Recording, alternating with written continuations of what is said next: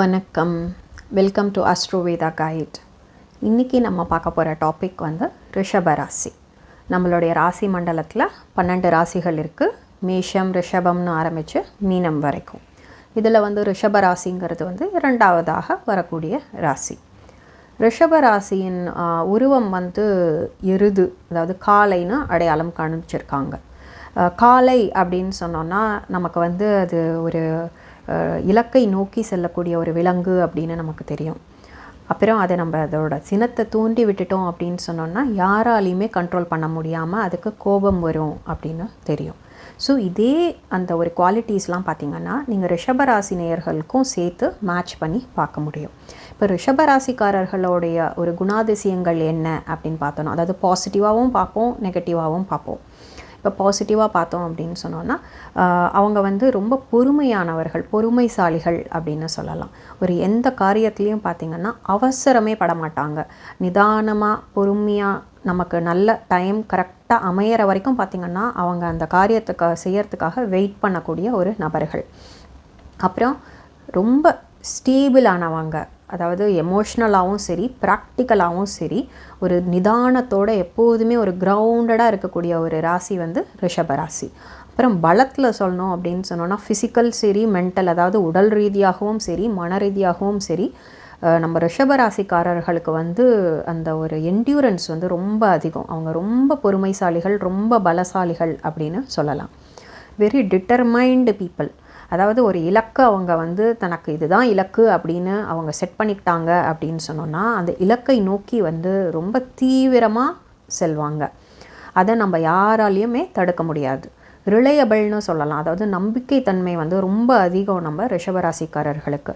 நம்ம வந்து ஒரு கஷ்டத்தில் இருக்கோம் அப்படின்னு சொன்னோன்னா ரிஷபராசி நேயர்கள் வந்து நமக்கு கண்டிப்பாக ஹெல்ப் பண்ணுவாங்க, உதவி செய்வாங்க அப்படின்னு சொல்லிட்டு நம்ம அவங்கள நம்பி ஒரு விஷயத்தில் வந்து நம்மளால் இறங்க முடியும்.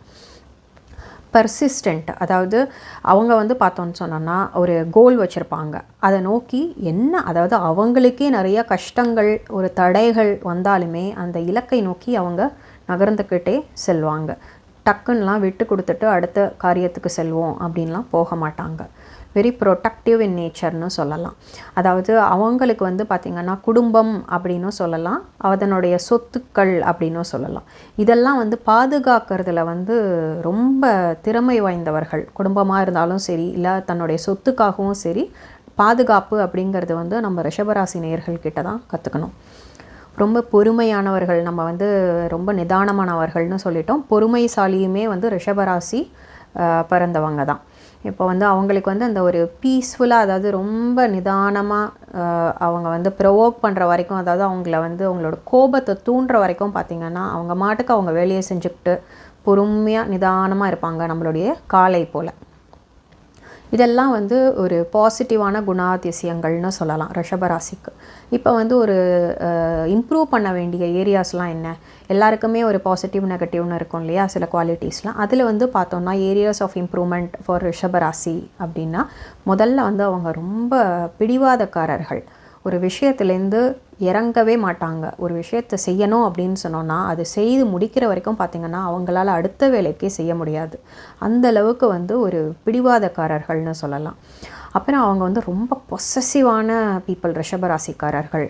அதாவது இந்த பொசசிவ்ங்கிறது வந்து குடும்பத்துலேயும் இருக்கலாம், இல்லைனா சொத்துக்கள்லேயும் இருக்கலாம். ஸோ ஒரு வேணும், அது என்னுடையது அப்படின்னு முடிவு பண்ணிட்டாங்கன்னா அதை யார்கிட்டையும் கொடுக்கறதுக்கு வந்து அவங்களுக்கு மனசு வராது.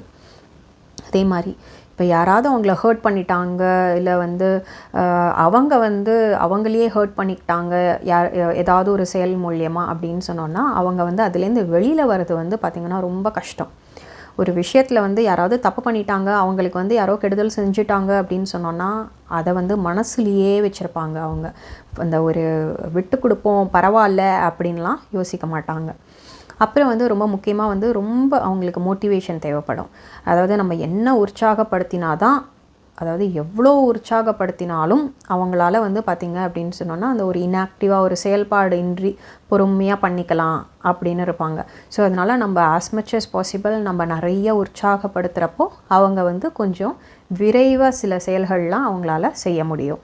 அப்புறம் வந்து கடைசியாக பார்த்திங்க அப்படின்னு சொன்னோன்னா அவங்கள புஷ் பண்ணுறது. இப்போ அவங்களோட இலக்கு இதுதான் அப்படின்னு வச்சுக்கோங்க, அவங்களுடைய லிமிட்டுக்கு மேலே நம்ம புஷ் பண்ணி அவங்க வந்து ஒரு இலக்கை நோக்கி ஆரம்பித்தாங்கன்னா யாராலையுமே கண்ட்ரோல் பண்ண முடியாது, அன்ஸ்டாப்பபிள் அப்படின்னு சொல்லலாம். நம்மளுடைய காலை மாதிரி தான்.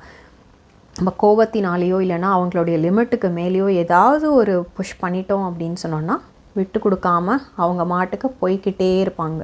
இதெல்லாம் வந்து ரிஷபராசிக்காரர்களோட ஒரு ஏரியாஸ் ஆஃப் இம்ப்ரூவ்மெண்ட் அப்படின்னு சொல்லலாம். தேங்க்யூ.